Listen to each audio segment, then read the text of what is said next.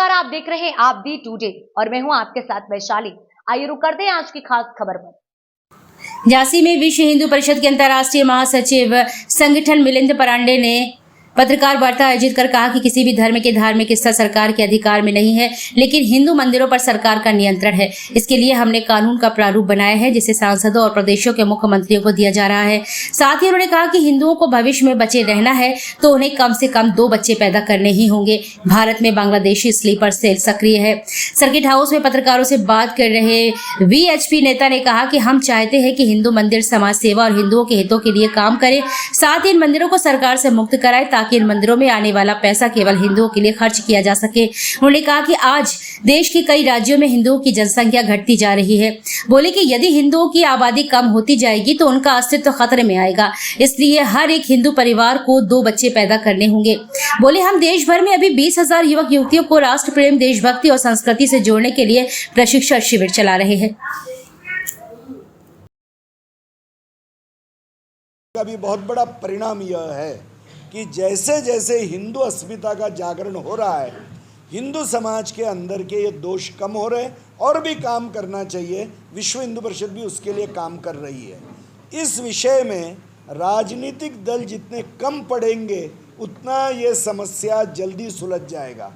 हिंदू समाज के जातिगत संगठन ही इसमें से मार्ग निकालेंगे। राजनीति में इसने प्रवेश नहीं करना चाहिए तो हल जल्दी निकलेगा। आपने शुरुआत की थी ऑपरेशन सिंदूर से। मैं सशस्त्र पार्टी में ताजरान ऑपरेशन बयान चल रहा है, तो उन्होंने कहा बच्चों का वीडियो गेम जो भारत ने किया है। मुझे लगता है कि ऐसी बातचीत करते हुए अपने बातचीत का अर्थ क्या होता है, यह जिम्मेदार लोगों ने सोचना चाहिए। ये बहुत गैर जिम्मेदार वक्तव्य है। आज विश्व के 32 देशों में भारत के सांसद घूम कर आए, किसी भी देश ने प्रश्न नहीं पूछा, किसी ने भी अविश्वास नहीं किया। 32 देश, वो कोई मूर्ख नहीं है।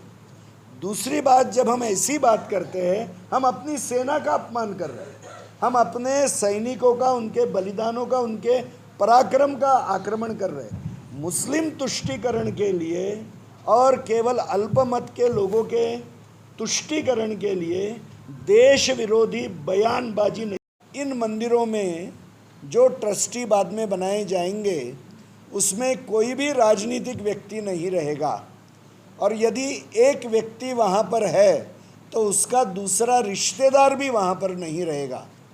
इन मंदिरों ने समाज सेवा के काम भी हाथ में लेने चाहिए और हिंदू धर्म के प्रचार के भी काम हाथ में लेने चाहिए, और हिंदुओं का धन यह हिंदुओं के काम में ही लगना चाहिए। ये मंदिरों की व्यवस्था में हमने प्रारूप रखा हुआ है।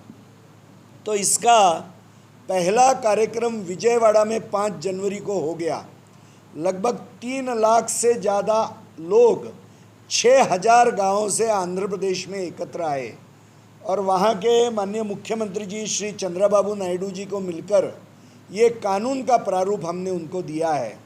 और अभी ये पूर्ण वर्ष भर में दिसंबर तक देश के विविध राज्यों के मुख्यमंत्रियों को मिलकर ये कानून का प्रारूप देना विविध विधानसभाओं को एक कारण है जिस कारण से हिंदू जनसंख्या में असंतुलन आ रहा है। वह यानी आज लव जिहाद की घटना है।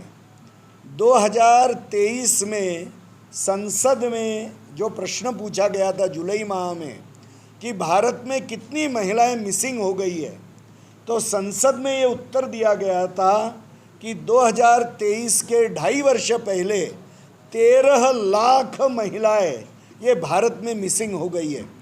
तो मैं ये नहीं कहूँगा कि हर एक महिला यह लव जिहाद की शिकार थी, किंतु एक बहुत बड़ा वर्ग यह महिलाओं का लव जिहाद का शिकार हुआ है। और मुसलमान समुदाय के एक वर्ग का ये हेतुपूर्वक प्रयास हो रहा है कि लव जिहाद की